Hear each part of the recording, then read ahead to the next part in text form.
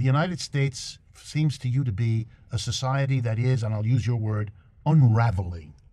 Tell us what you mean. Well, I think all the warning signs of a decayed society are palpable.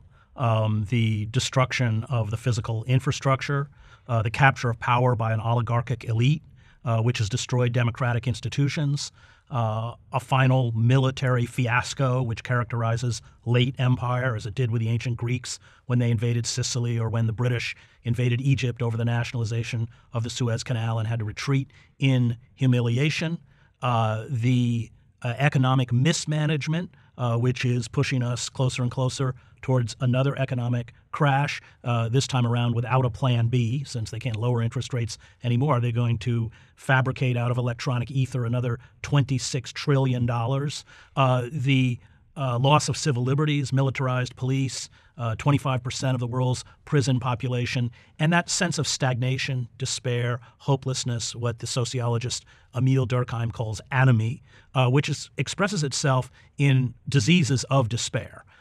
Self-destructive pathologies that are rippling across the American landscape: opioid addictions, gambling, suicides, sexual sadism, and hate groups. And as Durkheim points out, those who lust for the annihilation of others are driven by a yearning for self-annihilation. With that economic collapse, these pathologies will burst forth in even more frightening configurations than they already have. And I look at Trump as a result, as the symptom of a diseased society, not the disease itself. Half of this country now effectively lives in poverty. Social mobility for the working class is all but non-existent. All of the democratic institutions have been reconfigured to consolidate both the wealth and the power of the corporate elite at our expense.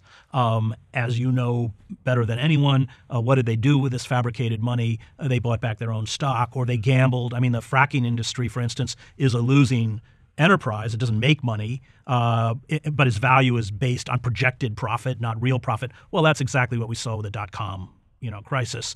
And they extract debt peonage on a beleaguered population because the money has to be paid back, even though they got it at 0% interest. That's student loan debt, $1.5 trillion, household debt, your credit card, you're late on your credit card, it goes to 28%. It's why they suppress wages. Although productivity since 1973 has increased by 77%, you still have a third of the workforce earning less than $12 an hour, and that's by design.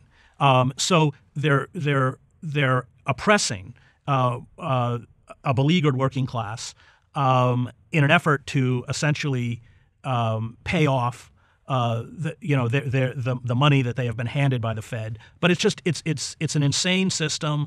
The New York Times had a story the other day that I think by next year we'll be paying, was it $370 billion a year in interest, and within 10 years it's $900 billion.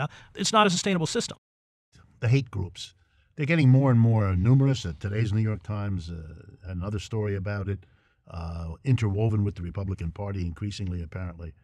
Where does that fit in, this proliferation? You mentioned it earlier, but this proliferation of groups that really want to use violence to enact a purifications ceremony of sorts here in the United States? Well, we should first be clear that that's always been within the DNA of American society, that Richard Slotkin calls regeneration through violence. So it's always been there. And white hate groups have always been there, going all the way back to the slave patrols and the Klan and the Baldwin Felts and the Pinkertons. And they've always been part of the DNA of American society. And in times of societal distress, or eventually probably economic collapse, these hate groups will be unleashed. I mean, Trump is already inciting these groups towards violence rhetorically. And he did during the campaign, too. And he's done since. But we live now in a period of relative stability. With that stability gone, then these groups will be, in essence, unleashed. They'll be given a kind of green light to attack the vulnerable. I mean, the whole idea that 11 or 12 million undocumented workers is responsible for the economic decline of the United States. You're already in crazy land, right? Most of them are earning below them. It doesn't make any sense, but it works, as you know. And I saw it in Yugoslavia with the economic collapse of Yugoslavia, and then this rapacious and often buffoonish. Radovan Karadzic was every bit as buffoonish as Donald Trump. So were the Nazis. I mean, Hitler couldn't even speak proper German. But these buffoons are dangerous, and they channel that rage, and it's a legitimate rage in terms of betrayal, towards the weak, towards the vulnerable. And these groups are at the forefront of that.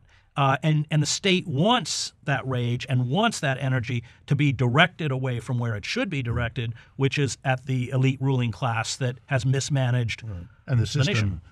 that is decomposing on us. How did you assess the Kavanaugh hearings, this whole spectacle that we had for several weeks around the Kavanaugh Supreme Court nomination? Well, that's what it was, a spectacle. It was political theater. The outcome was utterly preordained. The fact that Susan Collins was, struggling over whether Kavanaugh would revoke Roe v. Wade is insane. The Christian right has made it very clear that this is their guy, and he's on the Supreme Court because he will revoke Roe v. Wade. He committed acts of perjury, aside from the fact that he's very likely a sexual predator, but none of it matters. So it was the farce of democratic process.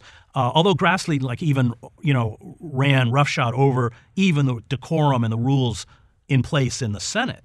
And I think it was a kind of public window into the utter dysfunction of American democratic institutions and the fact that all we have left is the facade of democracy. We don't live in a democracy. There are no institutions left that can be called authentically democratic.